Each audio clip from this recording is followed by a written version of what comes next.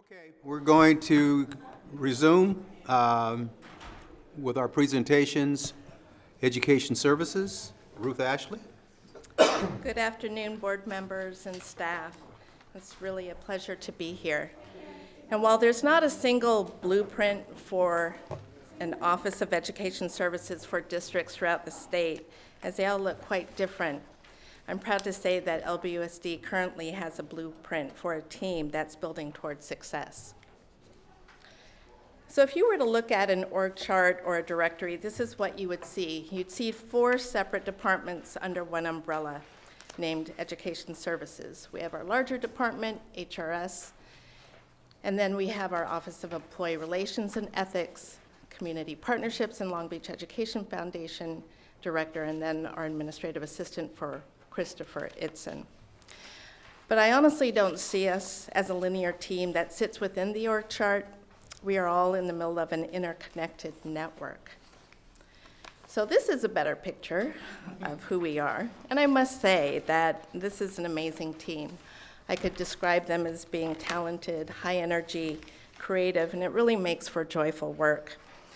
So going from left to right, you're going to meet Chris Itzen, who will be presenting today. And you'll see that we've also adopted Chris Eftihu, who's been a great asset and partner with Chris. Lots of Chris's. And then to my right is Kateria Hernandez, a new HRS program administrator, standing next to Janelle Harmon, our administrative assistant for HR. You'll also be hearing from Steve Rokenbok shortly. And next to Steve is Kim Dalton, our HRS director. And you'll also be hearing from Lucy Salazar for the first time, our new director of community partnerships. And of course, we'll close with David Zaid, our assistant superintendent of HRS. So as you know, building a team requires time and patience and intentional work towards synergy. And here's one of our quotes or outcomes that we have to strive for whenever we convene. And that is, we aim to create an appreciative environment that allows for a sense of belonging, interconnectedness, and trust within the team. That word interconnectedness, we've heard it earlier today. It describes our group, and it's a concept that has carried us through to help us create a shared vision and mission. And sharing that, our vision is what we strive for. It's outstanding service through interconnected systems of support. And then our mission is what we do and how we get to our vision. We lead, inspire, and develop employee success and service to students and community. So as you listen to these presentations that will come ahead of you, I have a few look-fors, and the first one is that interconnectedness within the team and look for the cross-departmental collaboration. Number 2, look for the connections to schools, employees, and community in order to serve students. We're also looking for that innovation aligned to our district goals and departmental goals as well. And then we'll finish off with the next steps based off of hard data and soft data. So just to give you a few examples of our cross-departmental collaboration that's been going on, I gave you a sample of, or an actual handbook of the work that was done with our school counselors last year. So we had a group of counselors, and if you look at the very back cover, you'll see your names. And then an inside cover, there are acknowledgments, and there's school counselors, and there's level head counselors and other administrators that came together for an entire year to build out this evaluation system for our school counselors. And Mr. Steinhauser talked earlier about going slow to go fast. It really took us a year to come up with this work, but it was aligned to the work that we've already been doing with our principals, our assistant principals, even our teachers. To have that work aligned, they also looked at the evaluation system of our classified managers and made sure that this is going to work in our schools. And it really was something that it was told to them that this is legacy work because these systems are going to be around for a very long time. So I'm really excited about this year because now we have school psychologists who are following suit. And they just came together. There's a group of them, 8 school psychologists, and also representing the FRCs, the Family Resource Centers.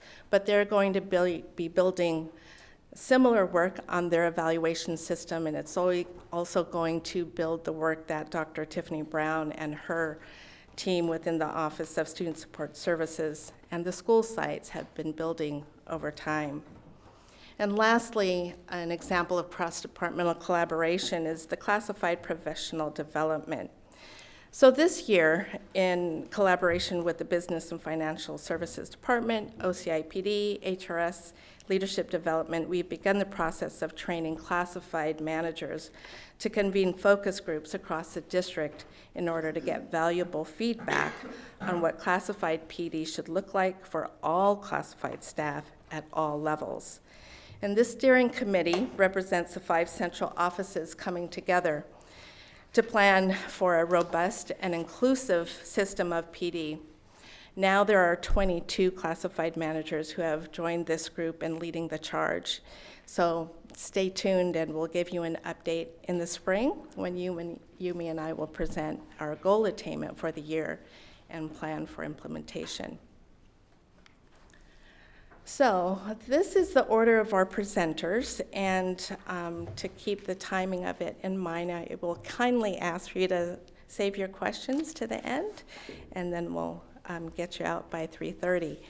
So first up, we'll have Lucy Salazar, who will talk about her goals within her office and next steps, followed by Steve Rokenbok, who will talk about the rollout of the ethics office and the increase of shared decision-making at our school sites, followed by Chris Itzen, our administrative assistant, who will talk to us about social media and marketing and the telling of our story for the district.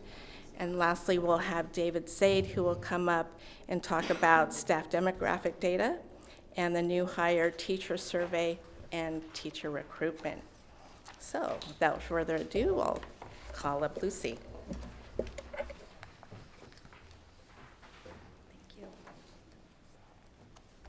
Good afternoon. Good afternoon. Thank you for the opportunity to be here. Let me get my bearings. There we go. Okay. So again, I wanted to thank you for the opportunity to be able to share with you the work that's developing out of my Office of Community Partnerships. And it's a great pleasure to be here because, as you know, I also stand here as also the Executive Director for the Long Beach Education Foundation. Before I begin, before I share with you the 4 goals that I have constructed and created for this year for our office, I wanted to share with you a little bit of the research that I've been able to engage with as far as it relates to community partnerships and how do we engage members of the community. And I wanted to share with you those 2 definitions for community partnership, meaning a group of community organizations with a common interest who agree to work together toward a common goal. Another definition that comes up often in the research around community engagement is strategic partnerships. Provides the means and methods for advancing LBUSD, and in this case, ed services. So I wanted to share these with you because keeping in mind that the office, or my office, of community partnerships understands that partnerships can be diverse and they serve different purposes, but that really the idea of strategic community partnerships is the gold standard. And to accomplish that, like I said before, I have developed 4 goals. This is my 23rd year in Long Beach Unified, and so I have a lot of site and institutional knowledge. But it's not lost on me, the importance of being extremely involved with stakeholders at all levels.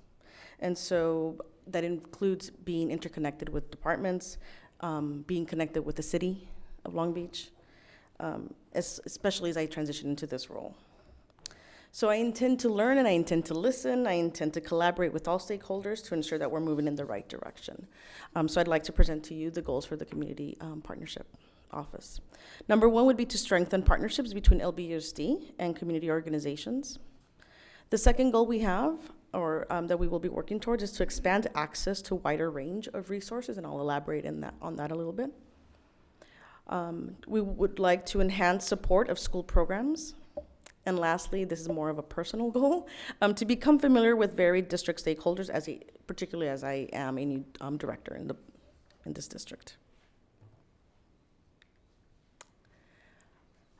One of our goals in our presentation today is to highlight the interconnectedness that we've experienced so far. And in my office, again, simultaneously working as an executive director for the Long Beach Education Foundation, there are some overlaps.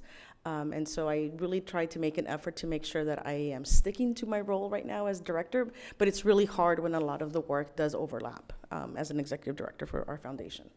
So one of the great pleasures I've had is, since the start of the year, has been to work collaboratively with colleagues within my own Department of Ed Services. I've had the great joy of collaborating with Mr. David Zaid on developing some professional development for our team around the important work around equity. I've had the great job of and experience of working with Chris, our Public Information Officer. And he's a great sounding board. He's a great thought partner for me, not only for the foundation work, but also as a Director of Community Partnerships. There are several of the ongoing work is either, like I mentioned, again, 2 hats that I wear, but it's really been the ability to reach out to outside offices, outside of our department. And so as you see in the graphic, I've been able to engage with business services, again, for the foundation work. With all level offices, they were great support during our Long Beach Harmony Project gala, which was a huge success. But aside from that, I attend as many of their meetings as I can to stay informed of what is happening at each level. OCI PD has been very helpful. As you understand, Green Summit Initiative started at one of these board workshop meetings, and I've had the great pleasure of learning the back end of my PD so that I can support the great work that's happening with the Green Schools, as well as engaging with Ron Hoppy and his team over at purchasing. But I wanted to also share with you what has been happening specifically that's aligned to our goals. So on this chart, you can see, and I've mentioned a lot of this work already, but specifically how it aligns to our strategic goal in the district. So our first goal of strengthening partnerships between LBUSD and community organizations aligns directly to all goals. This idea that if I am, and I currently am, in the cohort for Leadership Long Beach Institute, so thank you for your support in that, in my involvement with them. It's been a great experience. But I'm also, like I mentioned, I keep saying it, the executive director for the foundation. I've got the great joy of meeting and getting to know Michelle Tomasian, who is the new administrator for Long Beach Call, and her and I have been collaborating because a lot of our work as well overlaps. I've been able to make contact and reach out with our local federal credit union. And we've been talking about this idea of a bite of reality. I know financial literacy is very important, especially in high schools, but why not start it in middle schools? And we're talking about designing a program that might meet that goal. But again, understanding the different and diverse ways that partnerships can support us in our work here in the district. Expanding access to a wider range of resources, making sure that I am and I have been engaging in coordinating and facilitating Long Beach events. Again, the hackathon was a huge success, Green Summit initiative, and of course, again, the work I do for the foundation. I have been able to get out to sites and visit, particularly with our new principals, and letting them know how it is that we can offer support to them, not only as a director, but also, again, through the foundation. Enhancing supportive school programs, and I think that for the sake of time, you have the information in there, and I really just would like to get into talking about some next steps. So if that's okay with you, I'm going to kind of speed up this part of the presentation, and so we can talk about the office's next steps. So there are 4 things when considering next steps and how we're going to make sure we meet these 4 goals, and one of them revolves around retention, making sure that we're retaining community partners. And one of the questions that I constantly am asking myself, so what are some strategies currently being used to successfully retain strategic partners with Long Beach Unified? I talk about, you might need this, okay. So one big important thing for every department is to develop a mission. And that is one of the things that, with the help of my friends at Ed Services, we'll engage in some work in developing a mission statement for the Office of Community Partnerships. I'd like to jump down to the 3rd bullet, because I'd like to highlight the importance, because it was mentioned earlier today in a very similar way, the importance of creating a database of who are our strategic partners so that we don't overtax, we don't overburden our community partners. Again, I mentioned Long Beach Call.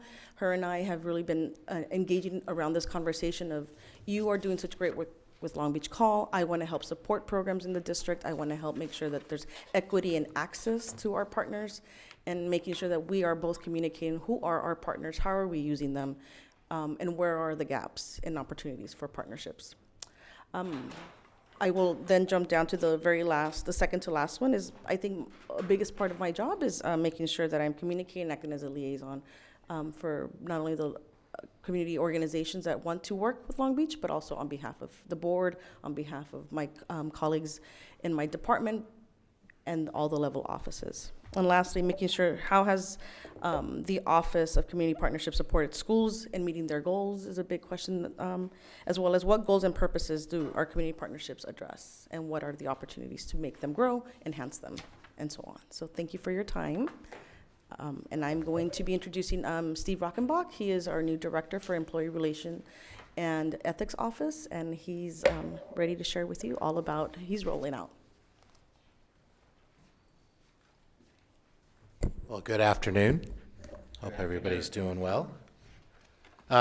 Wanted to kind of showcase a little bit about my office, and it's a unique one.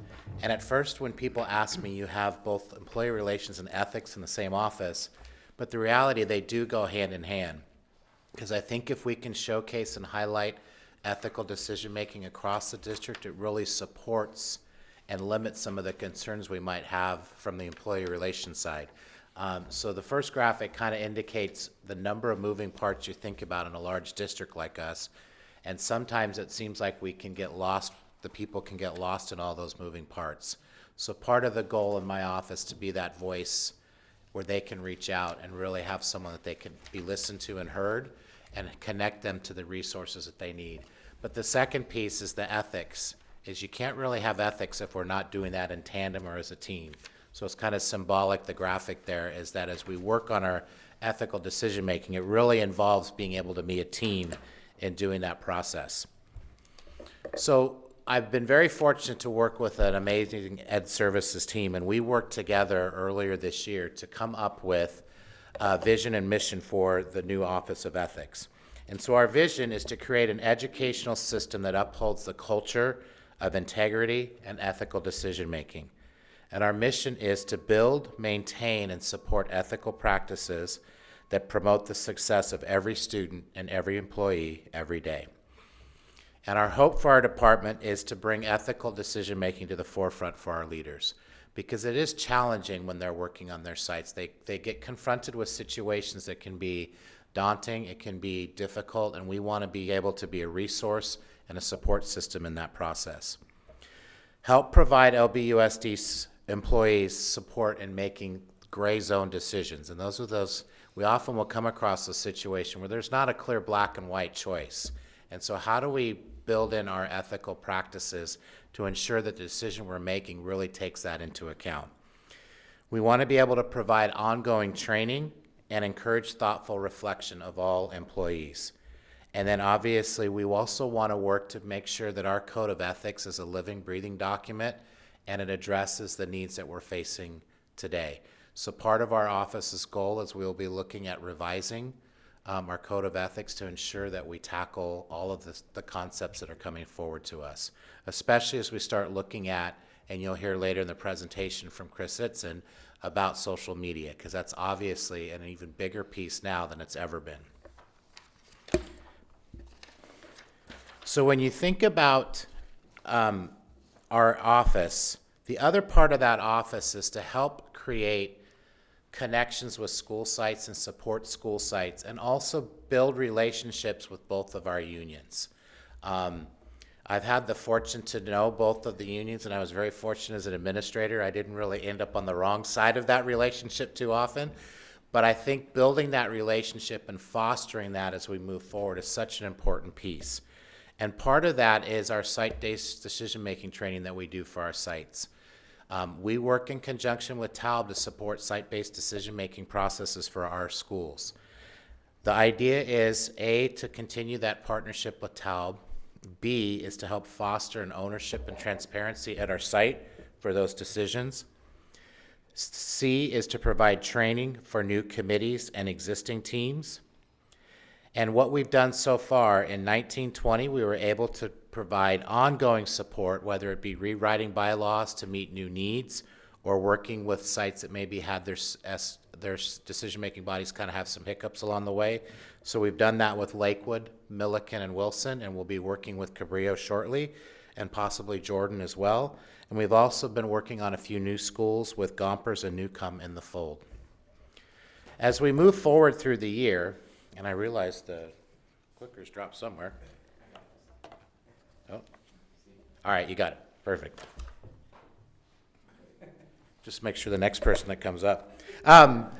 I'm used to walking around, not standing in front of a podium, and it's usually in my hand. So when we look at our next steps, so this is not, I'm not used to being behind the podium, so I apologize. When we think about next steps, I hope each of you may have not had a chance to look at it because I know you have busy schedules, but we did send out to you a copy of our Ethics Corner. And we're looking at that as a quarterly issue to really help our managers across the system to be able to take a good hard look and get a chance to reflect on some decision-making and process that may be coming forward. But we also want to build in survey information because our goal is to start providing training for our district. But we want to get feedback from our leaders to find out what are some of the key issues or struggles that they're coming across. We want to be able to provide ongoing resources for our employees across the district. And so as part of that Ethics Corner, we will also be building that in and looking at rolling out an ethics website as well that'll be available across the district. We're also working to provide prepare and administer mediation training for both our classified and certificated managers in the hope that we can help them work through some of their struggles on their site before they might have to face a grievance or other type of concern. And as we mentioned earlier, look at beginning the revision process for our Code of Ethics, and then hopefully increase that shared decision-making and transparency at each of our sites. So with that, I'm going to bring up Chris Itzen, who probably won't drop the remote because he's much more in tune with the social media side of it. He's going to give you some things that he's been doing regarding social media and technology in our district.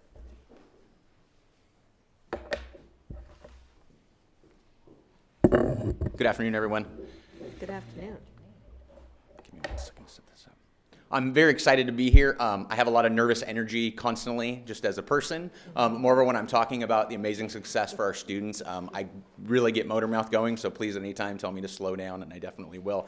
I want to start today going back to our strategic plan and talking about overall communications. And the first part is some of the work that our school district is doing to improve communications as specified in that strategic plan, and really with a focus on how our communication systems work synergistically to drive traffic to our website and to ensure that our stakeholders are clear about our information and sharing our successes across the district. And so I want to give you kind of an example that's really cool. Sorry, I'm on the wrong slide. Chris FTU created this graphic that really shows lbschools.net as our main communication hub and all of the different other communication entities that point and drive traffic to that. And so I'm going to show you a really cool data point from Google Analytics on driving traffic to our website. And so this graphic shows you page views from November 2018 to November 2019. We had 18.7 million page views on our website. It's an increase of about 6.7%. This graph is really fascinating. You can drill down to the month, the week, the day, the hour, the location of where people are when they're visiting us. And if you look at kind of the valleys in the graphic, that summer break is that large valley and the small break is winter break. So that's when we lose some engagement on the website. But you can see through the rest of the year, it's very consistent. So we have a lot of traffic. So it's a major information point for sharing resources and sharing our story as a district. And so to drill down even further, there's two really cool data points that we found. First, a sample data of a single web page. So the image you see of Dr. Baker there is from a page I'm sure you've seen before. It was on the homepage since September. It just came down as we've launched the article on the Harmony Project. But this story comes from Learning Policy Institute, their series on the California positive outliers that looked at closing the achievement gap and building collective efficacy at different districts. And it showcased a lot of the great work we're doing in Long Beach. From the time that started in September to now, we've had 60,000 page views where they've interacted with that content. So not only using our website as a communication tool of finding resources, but also sharing our successes. And the second piece, that map, is really cool. Everything you see in blue is an area of the world that somebody has visited our website. And that's the dark and the light blue. So of course the dark blue, there's much more because it's the United States, but looking at, we've had people all over the world and entities looking at our website.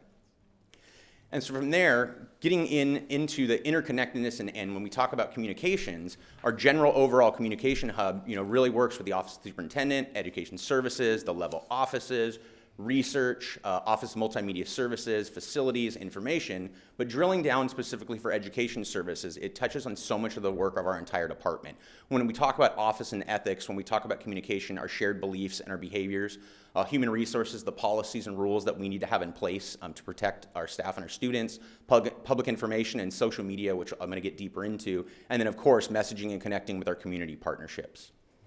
So with that, I want to highlight something really awesome that Multimedia Services has been pioneering some work utilizing YouTube. And I'm sure you're aware of this because we are live streaming this meeting right now. But it's amazing to see that they've really taken the ball and run with it when it comes to utilizing YouTube as a main mode of communicating information to more stakeholders. YouTube is one of the two dominant platforms in social media. It's a major, I would say it's actually used more than any other platform. And so it's a great way to provide information. And so, of course, all of our board meetings are now live streamed and then archived as public records so people can have access to them. But I also want to highlight the Parent University piece, which is so awesome, and I know they didn't share today. But as Parent University has put together these amazing courses for our families and communities of support, it's often difficult for parents and families to get to these meetings. So as an example, one of their sessions, they had a successful meeting, and they had about 50 attendees, which is a great number. But at the same time, as it was live streaming, you had 2,000 people viewing it. So our ability to cast a wider net was amazing utilizing this platform. And then from there, those sessions that are videoed are now archived, so now they become a living resource that we have forever. And so as a parent, I can't go to it, but I can live stream it. And then from there, I get some fascinating information. Then maybe I share that with somebody else, and this lives as training and resources and support for our community. So they've done some great work with that. So now drilling deeper into social media. So the same visual of the hub, but we're going to kind of pull out the spoke of what social media is and really talk about what we've done. And I have to say, standing up here, I feel like we're already at the end of the year with the work that we've done. I can't believe we're only at winter break because so much has happened in this world and what we're doing as a district, and it's amazing the support we've had. So really quickly, a little bit about me. I was an English teacher and a social science teacher. So story is very important to me. I love stories, I love telling stories, I love preparing students to be able to communicate their own story. It's something that's so fascinating to me, and I think it keeps our human connectedness together, and it's really neat to be in a position now where I get to do that and support that work across the entire district and really share our story. And so I want to frame the next few slides with two different words. So the other day I was out at one of our sites doing a professional development with some teachers, and I asked them a question in the warm-up. I said, when you hear the word social media, what's a phrase or word that comes to mind? And so they shared with each other, and they shared out, and we discussed it. And there were some great words, communication, connectivity, connecting with family, marketing. But the two that stood out to me the most was the word inevitable and the word opportunity. And so those are two words that are going to frame our approach to social media. And so we don't have a mission statement, but we do have a purpose, and that's to develop and maintain a social media marketing structure. And there's 3 points. I'm going to tell you the first point really goes back to that word inevitability, and number 2 and 3 really go to opportunity. So with inevitability, recognizing the ever-growing impact of social media on society and being part of our collective culture. If you're not aware, I have some numbers. Sorry, I lost it on my slide here. Let me go to it. As of this last year, there are 2.51 billion active users on Facebook. 46% of the world's population utilizes social media. As of last year, 366 million new people started using social media. That's more than 1 million a year. Regardless if we are scared of social media or we don't use it, we have to accept that it is growing and building. It is part of who we are and part of all cultures now. And so really as a district, having that foresight to be pioneers in this work and really kind of grapple with this and deal with the difficult sides and really see the successes of it. And when it comes to opportunity, the first one is my favorite, spreading the message that LBUSD is a leader in urban education. We have these tools at our fingertips that in real time we can share the successes that are happening. I spend so much of my day monitoring all of the social media accounts in our entire district, which is huge, and there's too much for me to share because there's so many great things happening, but this allows us more exposure and more opportunities to share those things. That's all you, Chris? Yes, primarily. Chris after you and Darren actually do some of the more curated stuff, but yes, throughout the day, it's me. So also with opportunity, providing this is so rich, and I think we are innovating across the country in this work in my research, and that's providing all sites and departments with customized support and a structure for safely and effectively using these tools as communication tools, collaboration tools, and a way to tell our story. So how do we do this? So when we talk about hub, we have the communication hub, not to confuse you. We also have the social media hub, right? So that's our LB Schools, Twitter, Facebook, Instagram, and YouTube platforms. And so within that, first we need to curate content and interact on an ongoing basis. And so one of the things we do is we have weekly social media posts, and they're hashtag campaigns and they're themed. So if you're not aware of a hashtag, if you're not big on social media, it's the number sign and you tag it to a phrase and you make it all one word. So like hashtag proud to be LBUSD, all one word. When you put that on a post, when you click on it, it indexes with any other post that anybody has ever used that moniker. So it builds that collaboration and connectivity. And also if somebody searches that type of hashtag, they're going to see any post that has ever used that hashtag before. So we have themed every day of the week, and I won't go into all of them. I want to share one of them, though. But it's Motivational Monday, Inclusion Tuesday, My Why Wednesday, TB Thursday is Throwback Thursday, and Friday is Featured Friday. And then one that's missing on here is Sustaining Self-Care, which we do on Saturdays to really keep that dialogue going. And we use this as a tool to put out quotes and content for people to engage and have conversations within our sphere. And the one I want to highlight is Throwback Thursday, which is really exciting when we talk about telling our story. So when Chris FTU opened up the managers meeting this year, he talked about this being the 134th year of our district. And being a history guy, it was really engaging and I resonated with that. And so our Thursday post really go back sharing the history of our district. And the first post that we had was of Grace Bush, who was the first teacher in Long Beach, who was 16 years old, taught for 3 months for $75 in a borrowed tent. And so we kind of started with her as really showcasing who we are as a district, and now we are telling that story. And it's been really exciting to see the response to that. And so beyond those kind of weekly curated posts, we also are building a presence by interacting and reposting official LBUSD posts. So when an AVID program at Avalon is doing something amazing, we repost that. If a sports team has done something phenomenal, we repost that. We partner with the 562.org when they do their Athlete of the Week, and we highlight individually all of those athletes, and we tag their accounts, so hopefully they will see it and feel encouraged, but we're promoting that work. And then lastly, building our following base that includes our LBUSD sphere, our community partners and organizations, state and local agencies, and any other education entities to broaden that message to get out the work that we're doing. And it's really hard to see, but tiny there's some data points that are really cool in just what's happened since August. In August 2019, we had 2,272 followers on Twitter. The number on there is actually wrong because I checked it this morning because it moves really fast. We were at 2,680, so we've had a jump of over 400. There's also something on Twitter called impressions. That means every time your post shows up on someone else's feed, we've had over 289,000 impressions since August. So our social media presence is growing. And on Instagram, and why that's so important, Instagram, we've had a tremendous amount of growth. That is the main platform our students use. Ages 13 to 25 across the country, that's what they use, so it's really important we're on there. And we've gone from 14 followers, because we weren't really engaging it, to now we are up to above 847. So we've had a massive growth in sharing and connecting. Sorry, Ruth, I'm going to ask one quick question. You're going fast. I told you, I'm sorry. Do we have on any of our social media platforms, are any of them in multi-languages? Not yet. Okay. We are still, that is something the social media world is grappling with that we need to get to. It's the same thing with transcribing and closed captioning, really getting into that work. That's something that we're looking towards, but yeah, we haven't got there yet.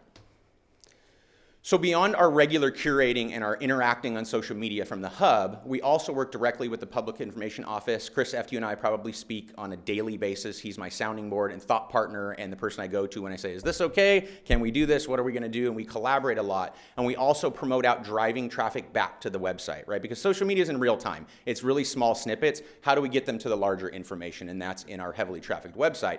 So we promote the district bulletin, working in partnership with LB School Bonds, and then collaborating more and more with OMS, which I'll talk about a little bit at the end, some exciting stuff that we're looking into doing. And then also, on an ongoing basis, messaging and promotion for LBUSD campaigns. So right now, the Deputy Schools Office in collaboration with the City of Long Beach and Ed Services, is really pushing out the Census 2020, and that's a huge thing that we need to be a part of. And so we've started to post about it, but we're going to really ramp that up and work in collaboration with them. The Equity Design Team event that happened a few weeks ago, that was in support with a partnership with Californians for Justice. We went out and supported that event and actually worked with their team and their interns to promote it. And then, of course, the hackathon, which was mentioned earlier. And we're still promoting the hackathon and getting a lot of great traffic on that event. So when we talk about here's how we interact and here's how we connect with other sites, now we need to talk about the training issue and the system of support. So we've done a lot of work on this, and the first thing that we really put together was the administrative regulation for social media, and Steve was talking about that revision. It's tied to the Code of Ethics. I won't get all into it. It is a massive 9-page document. We spent a tremendous amount of time with our legal team and doing a lot of research to make sure that we provided our staff with a comprehensive understanding of how to safely and appropriately use this technology. Privacy has its own big piece in there, policies and discipline. We talk about employees' best practices. There's a tremendous amount of information on there. And so from there, you have in front of you the social media guide that we've developed. And this is out of some work. We've seen a few other educational entities create a social media guide. We thought we could do it better. And so we collaborated as an Ed Services team and had a tremendous amount of thought partners going through what needs to go into this document. And I won't get all into the document. I'm only going to highlight one major piece of it. You can read it at your leisure because it's very long. But in that document, it's not really a technical document. It's really about the concept of social media and some of the statistics and really kind of the philosophy of how to use these technologies. But one piece that's so important, I want to say it's about page 3. It's a page that says thinking about students and social media is the most vital part of that work. We did a lot of focus groups with our teachers, and I had one person continually say to me the more we met, what do we do about the teachers that don't want to engage in this, are terrified of social media, don't want anything to do with it? Why does this matter to them? And so we were thinking about that. We were thinking about the fact that regardless of that issue, whether you want to use it or not, you don't have to, but you have to understand that our children live in this reality and we have to be prepared to support them in that. On average, our teenagers spend about 40% of their day on social media. And I'm really bad at math, but I think that's around 9 hours. Pretty intense amount of their time. They live in this world in a way that we don't understand. They've only known social media. I look like I'm a little kid, but I still remember the days of going to the library and not having the internet. They don't exist in that world anymore, and so we have to be prepared for that. And so when we talk about culturally responsive education, we're very good at looking at social emotional, gender identity, multicultural education, but we are not grabbed a hold of understanding that our students live in a whole separate reality and we need to know it. And so our teachers, even if they don't engage in it, they need to understand their kids, what their kids are doing on social media, how they feel about it. And so that part of the document really talks about some of the statistics. It talks about how our kids feel about social media, some of the benefits and pitfalls, so that it gives that small bit of information to really support our teachers in engaging our students.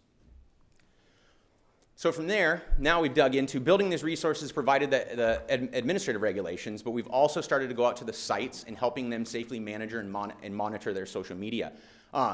I'm going to go a little out of order on those points on there, but we started primarily with the high schools since they have the most active presence on social media of their students and their age group, and then we're going to also move into the other level offices. But first, working with the administrators at each site, I've gone out to every single high school and worked with their teams to develop a monitoring plan for all their social media and provide support. That has moved into opportunities for personalized professional development. So while we have these big pieces of information we're giving out, we haven't built a structure of large training. We're doing very targeted training because schools have different needs. So one school I've gone to has major early adapters. They're already engaging in this work. They just want a thought partner. Another site I went out to and the principal said, can you please do a training with our entire staff because nobody knows how to use this stuff. And so really looking at professional development based on the needs of each and every individual site. From there, the really exciting part, that picture there is, I got to go to Poly the other day and work with their student council last Friday, which is my favorite part of my job. If you do follow me on my personal Twitter, I've been all over in the last couple of weeks going out to the high schools and meeting with students. And this is the piece that's so important. Mr. Steinhauser and I talked a lot about this at the beginning of the year, of engaging our students in this work. Like I said, they understand it more than we do. They are a great thought partner and focus group. And so we started with our leaders. And they have the ability to communicate on these devices to their stakeholders and the individuals in their lives. And so what we've done is gone out to primarily student councils, also some of the student ambassador programs, the focus leadership program at Millikan, and met with those students. And we've done a lesson on digital citizenship for leaders. And so really what that's about is, of course, training them on how to safely use these tools, but also teaching them as leaders who are doing so many amazing things to market themselves for college and career, and how these social media platforms have become almost like a digital portfolio now and really shows your footprint to the world. And then lastly, using them to message, brainstorming with them all the accomplishments and the great things happening at their sites and the things that they're doing and how can they share that work out. And it's really funny with all of them, I kind of had them make an organizational chart of leadership in the district for adults and students. And I gave them all the terms of the different executives, and they always put the list like this: board member, superintendent, deputy, assistant superintendent, and so on, and the student leaders are down at the bottom. And so then I always flip that pyramid on them and say, no, you're the top of this leadership. You're the ones guiding this work because you live in this reality in a way that we don't know. So it's really empowering our students to be part of this work. And I'll get into right at the end a little bit next steps, because we're just getting started with our students. So next steps. So further resource development, we've developed a leadership Google Classroom for all of the site leaders that we are going to be working on this next year to provide a tremendous amount of information so they have resources that they can use, and then looking for other opportunities for professional development.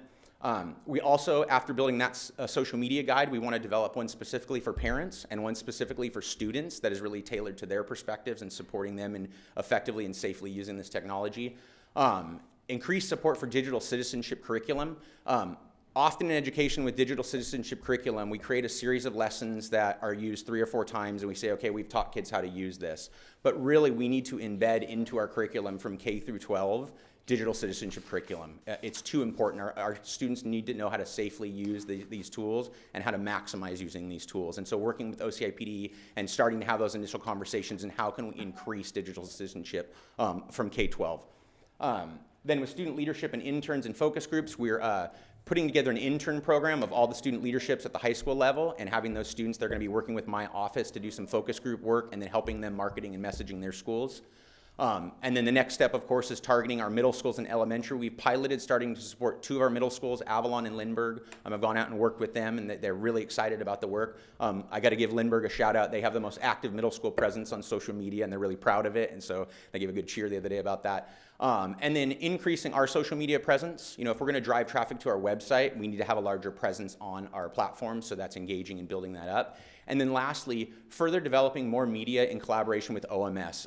They did something really fantastic the other day when we were at the Outstanding Growth Awards, where they asked me, they said, can we put together a film clip that's small enough to go on social media that you can also promote this event? And I said, great. And then I said, hey, can you do that for every single event you ever do? And they were like, oh, okay, awesome. So we are building that collaboration of creating new media content to drive out and showcase and tell the story of us.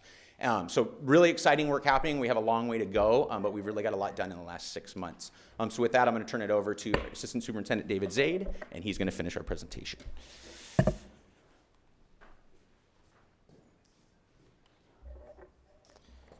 Good afternoon. Good afternoon. Before I get started, I just want to remind you of the vision, which is outstanding service through interconnected systems of support. And the mission, we lead, inspire, and develop employee success and service to students and community. And it's truly a privilege to work with our liaison for community partnerships, Lucy, our liaison to our unions and all of our employee groups, Steve, and our liaison for social media, Chris, all under the leadership of Ruth Ashley. We are a fun team, and we have a few more slides to share with you. I'm going to shift a little bit and move us towards some demographic data. I'll be sharing with you all staff, ethnicity, age, and gender data, administration demographics, and then we want to share with you new teacher hire survey and some new data. And then last but not least, we'll conclude with our HR goal and next steps. And we'll open it up for any questions that you may have from any of our team members. So with that being said, some of the information that we traditionally share is our K-12 Head Start as well as classified ethnicity data. And so you can take a look at our data and see that we've given you actual numbers as well as percents for each one of the groups, K-12, CDC, Head Start, are classified, and then we've totaled them all on the end. So this just gives you our live data for the 1920 school year. You can see our percents have not changed drastically. Right after that, we go into our K-12 Head Start and classified data by age.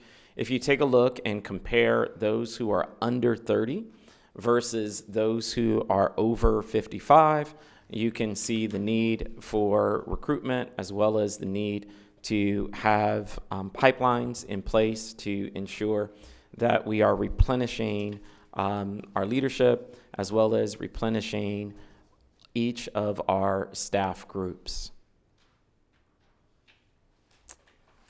All right, see you guys are studying the data there. Next, we have ethnicity and gender put together for you. And so for K-12, you can now compare for K-12 CDC Head Start as well as classified. You're able to do some comparison between male and female for each one of the groups. And so we've totaled them at the bottom for you. Right after that, we go right into our administrator data. We have our administration broken out by ethnicity and gender, followed by our principal age. And we have principals and vice principals broken out separately. And the very next slide is our K-12 vice and assistant principals by age group. Again, when you compare those who are 30 and 34 to those who are above 50, it just shares why we want to continue with our pipelines and recruitment efforts. And then last but not least, we move into our K-12 and Head Start new hire data. And we take a look at our new hire data because when you take a look at those who are newly hired by ethnicity, it helps us look at how we're having an impact on some of our groups where there is underrepresentation. The last slide that we cover is our new hire teacher preparation program. As you can see, the majority of our teachers are coming from the CSU system, with Cal State Long Beach holding 40%, but over 60% are coming from our surrounding CSUs, with 40 coming from Cal State Long Beach, 4 coming from Cal State LA, 11% coming from Cal State Dominguez, and then 8% coming from other CSUs within the state.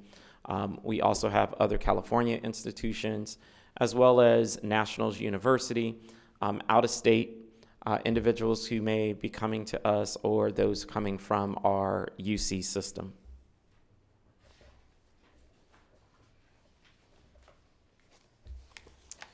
Next, I want to share a new hire and rehire teacher survey. Our HR department offered a new teacher survey back in 2008 and 2009, and we revised that survey and deployed it at the beginning of October. In deploying the survey, we had 50% of our rehires respond. We had 46% of our new hires respond.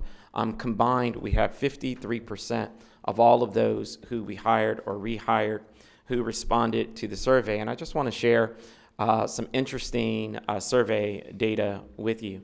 The first question that we noted in our data is who participated. And you can see that we had all of our staff participate, from elementary teachers, middle school teachers, high school teachers, counselors, psychologists, nurses, teacher librarians. Were all a part of sharing the survey results. And the first question that we asked was, how did you hear about Long Beach Unified?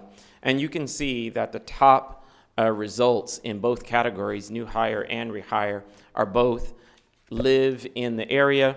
23% heard from other LBUSD employees, and 20% of our hires said that they attended one of the Long Beach schools, and that's why they were interested in working or teaching here in Long Beach.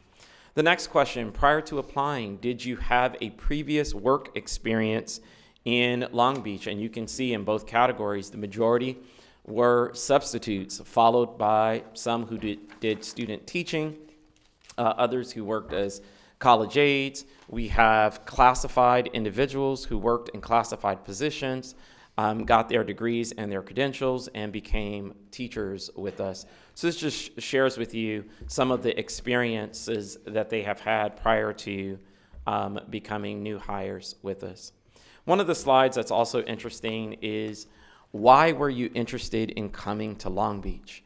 And the top 5 reasons for both categories, location was number 1. Number 2 is student diversity for our new hires, salary and benefits for our rehires. And you can see both of those kind of flip-flop. The top 5 reasons in both categories are location, student diversity, salary and benefits, Long Beach's reputation of success, and then the support for new teachers was also one that really emerged as something that attracted both our new hires and rehires.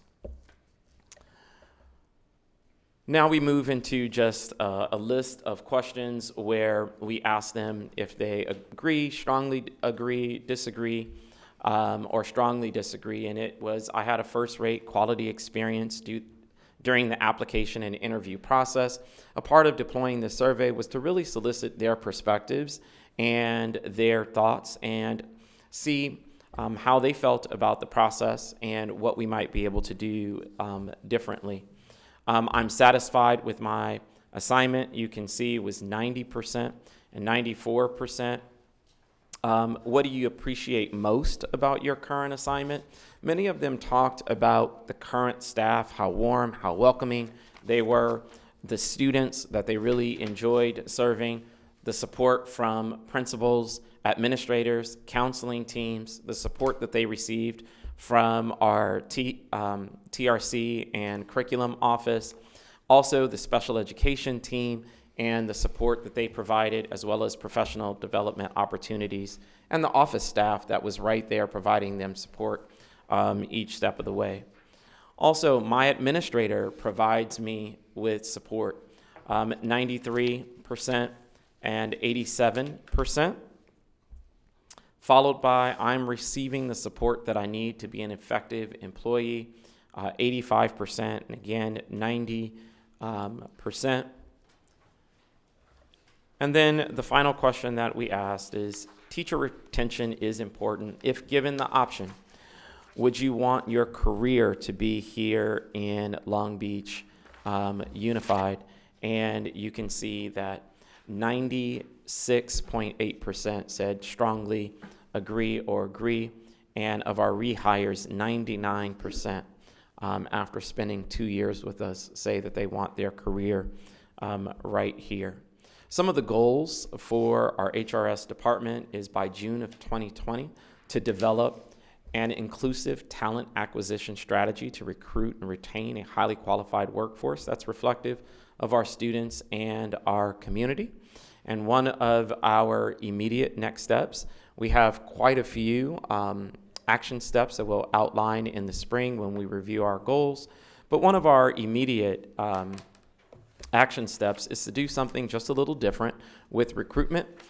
Each year, we go out to a variety of different places to recruit teachers, which include a variety of recruitment fairs in Long Beach. What we're looking at doing this year a little differently is in collaboration with our leadership development office to host a teacher recruitment night ourselves. What this gives us an opportunity to do is to, as Chris Itzen shared with you, to share our story of Long Beach, to share our benefits, to share the Long Beach way, to talk about why Long Beach Unified School District is the best school district in California or west of the Mississippi.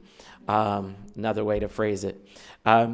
So this gives us an opportunity to really just talk about not only our teacher opportunities, but leadership opportunities here in the district. This also gives us an opportunity to share with individuals who may be working during the day and not able to attend many of the recruitment fairs that are done on our local colleges during the daytime, to come out to an evening to answer questions, to hear from each one of our leveled offices on what we're looking for, what our students need, why Long Beach is making the progress that it's making, and to share a little bit about if they're interested in working with Long Beach, how do we answer questions right there on the spot for them and then direct them to our application. This concludes this portion of our presentation, and I would like to open it up by just reminding you of our vision and our mission, that this really is about interconnected systems. We're all working together as a team, and we lead, we inspire, we develop employee success in service to students and the community. There was a lot of information that came your way, a lot of data that came your way, a lot of thoughts and ideas. And so if you have any questions, I would like to invite our education services team up, and we'd be more than happy to answer any questions that you have. David, first and foremost, thank you to all of the folks from Education Services who presented and provided us with all that excellent information. I do have 2 questions for you and 1 question for Lucy. One, I did notice a breakdown of the demographic data by grade level. So that wasn't in the report, or I missed it if it was, but if possible, could we get a breakdown of demographic data by grade level, sex and ethnicity? Sure. And the other is the Isabel Patterson Scholars that we just recently in the program with Cal State Long Beach. The 5 students that we were in our partnership, are they with us here? Do we hire them? So great question. With the Isabel Patterson, they have their event this evening. With the 7 students in the program, 7. The credentialing program that they're going through normally takes them about 3 semesters. Okay. So at the conclusion of their 3 semesters, which they're concluding their first semester now, at the conclusion of their 3rd semester, that's when they would be eligible to teach, and we are working on a pipeline to recruit them right into our teaching force. I know we have the reception tonight at Dr. Connolly's house, so we got to make sure we nail that down, right? Right. Okay, the other question is to Lucy. Yes. Lucy, we used to deal with a Principal for a Day program, which was very valuable in bringing folks into the district, a lot of resources into the district. As I heard some of the earlier questions today about how we can generate interest in some of our schools and some of our other districts, certain of our districts. That program worked well for us when that program was operating. Correct. In allowing folks to come in and actually visit the schools, and then being able to all come together in the afternoon for a Q&A, but we generated an awful lot of partners. I mean, we went from 550 partners in a few years to over 1,600 business partners in this district. I think a lot of that was due to that program.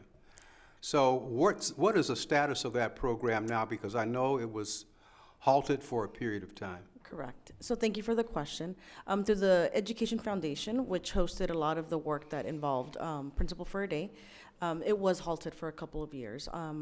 So in the work that I've engaged in with the foundation and as a Director of Community Partnerships, we've taken a look at that internally and really going back to the idea of strategic partnerships and how can we bring partners on campus that doesn't necessarily pull our site leaders away from the site, because that's also a very important impact on sites, and making sure that we don't disrupt for a whole day some of the work that is getting done at sites. But it absolutely is important to bring partners on campus, and maybe re-envisioning or reimagining the way we do that is absolutely something that we are considering. So thank you for that. Yeah, and I think in looking at anything like that, we have to look at the return on that investment. Absolutely. And what that return has done for us and continues to do for us. Yes. The Assistance League, as an example, or the Clipper Foundation, and on and on and on and on. And some of the big hitters like Boeing and Lockheed, who have contributed tons of resources to our campuses.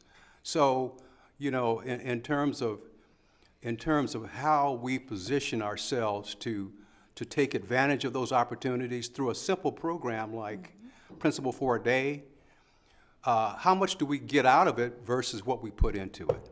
Absolutely. So Yeah. that database I spoke of will be very helpful in creating a new way of looking at Principal for a Day and having our partners come back on campuses. So thank you for that.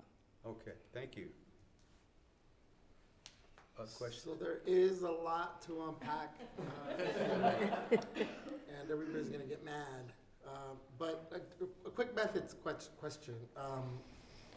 David, do we have the ability to disaggregate the survey data by race, gender, ethnicity, given that we have an underrepresentation of teachers and administrators of color for some of our positions? We do not. So when we deployed the survey, one of the things that we wanted to do, since we hadn't deployed it in quite some time, was to really encourage employees to answer honestly, and so we made it anonymous. So in making it anonymous, it wasn't a way for us to track the email or the name or which particular employee. The only thing that we had them do was tell us what their position was. So we know by position, but we do not, with our survey, know by ethnicity.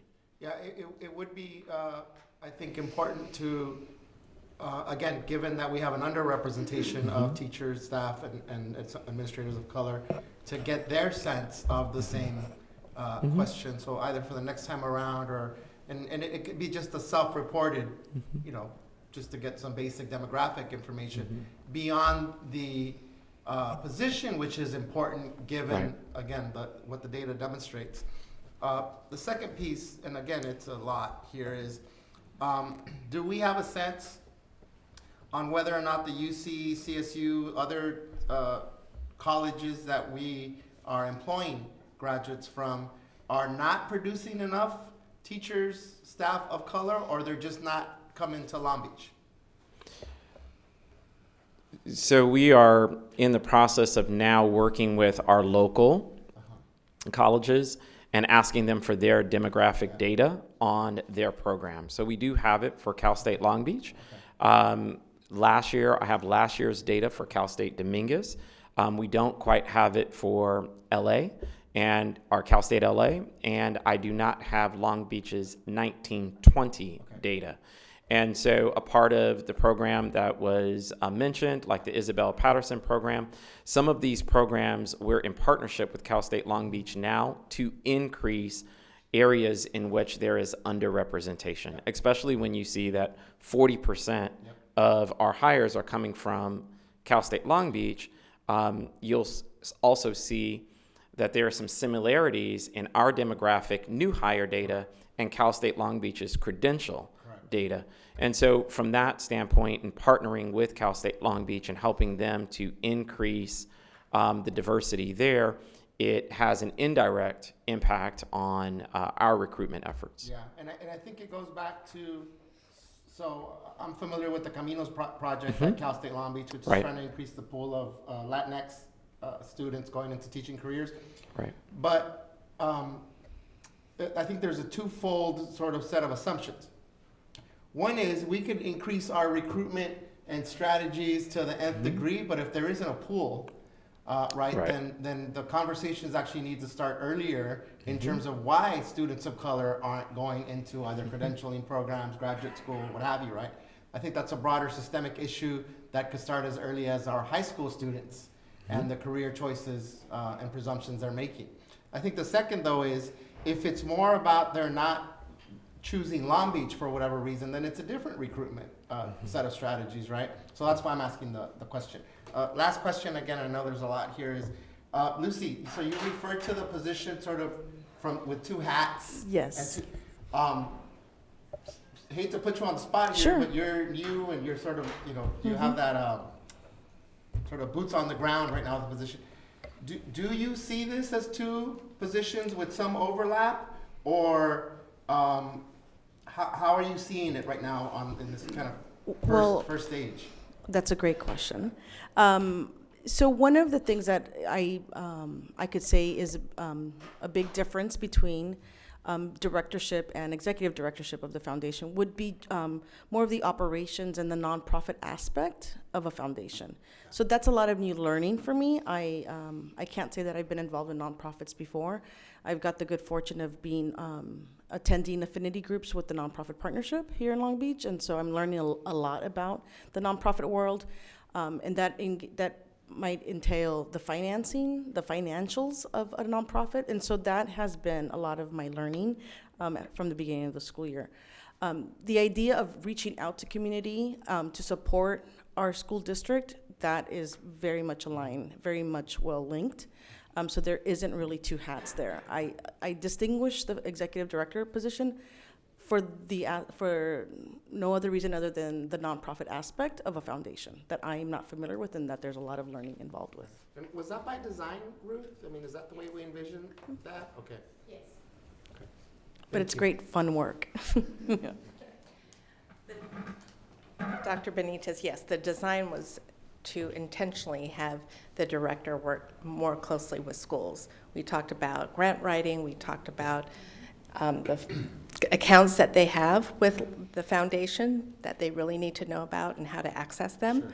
And that's the work that Lucy's already been doing. Thank you. Yes, wow. Yay. Thank you for all of that great information on what seemingly from the outside can be construed as lots of different areas. But as you present together, seeing the integrated approach, it goes back to the idea earlier of the safety net for students. This is kind of the safety net for our employees and for leadership within the district. And so I appreciate all of the great work. I will comment on Mr. Itzon's stuff since everybody else is covering some of the other things. Wow, you have done a lot of work in a short amount of time. One of the things that has always been important to me as the mom of kids in this district and 17 years of knowing the great work that happens in this district is the challenge at times to tell those stories. And I am thrilled that you are at the helm of helping us tell our story better. So thank you for the work that you've done in this short amount of time to train not only our teachers, but our student leaders as well, and putting them at the forefront of telling our story, because I think when we look at some of the challenges that we talk about with some of our students around sense of belonging and social emotional, that all of this being able to tell the story of the great work that's happening helps. I know there's seeing Avalon on Twitter and Instagram lately and the work that's happening out there. What an amazing tool to make a school that has historically felt very detached from us collectively a part of our bigger story. And that's only going to benefit not only the students and families and citizens in Avalon, but for those of us on the mainland to understand they are us. They are doing incredible work, just like our students here, and that makes us better collectively, and that's been a huge priority. What was the other thing I was going to say? I appreciate you reaching out to staff, especially around the fears that go along with social media. In my experience and different conference sessions that I've attended, the social media approach always is a cautionary tale. It is always, how do we suppress the bad stuff? And by turning it on its head to say, how do we tell our story, you create an avenue for the good stuff, but you're also got your eyes on some of the harder stuff and the problematic stuff. And so knowing that there is someone looking at that on a regular basis, I think can be really reassuring for our parents and our communities to know that while they may see something problematic and call us, which we hear a lot, that's how we get a lot of our information, but we're also looking for those things on our end as well, I think is part of that idea of reassuring families that we're keeping in touch with our communities to keep our families safe and aware of what's happening in the broader community. So I applaud and appreciate the work. I will point out that the one hashtag that you didn't put on your list is our best hashtag, which is the Proud to be LBUSD hashtag.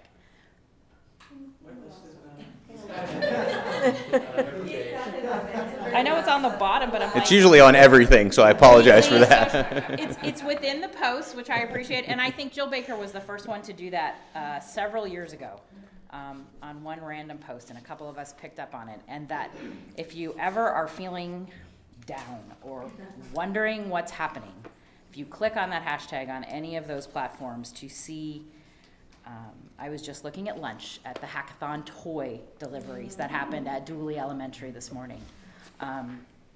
That's great work.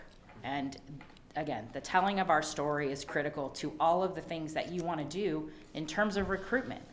You want people to work here. So what's the best advertisement? Is our kids telling our story, because diversity of students is a great reason to want to work in Long Beach.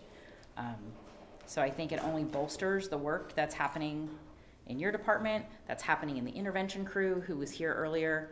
I was making notes about referencing our presentations from the first thing this morning and how all of that work plays in together. So I am grateful for this district that continues to see us as that systemness, as a system, as this family, that we all have parts to play in it, and that we continue to break down those barriers in between what's happening on the 4th floor and the 2nd floor, and the 1st floor and Avalon. So to all of you, thank you for the information and the great work. Thank you. Chris, do we monitor,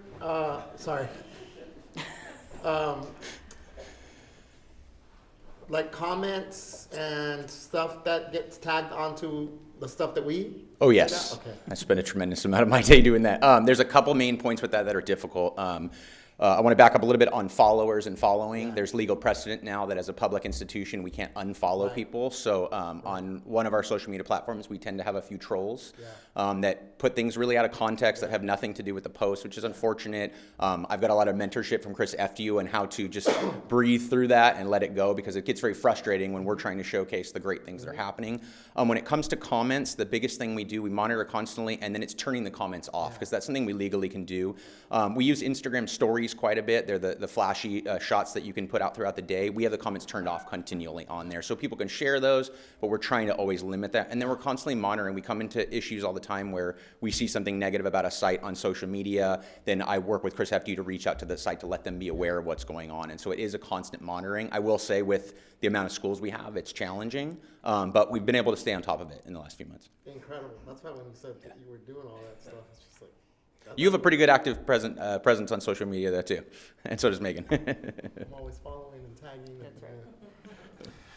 Okay, thank you all very much for that presentation.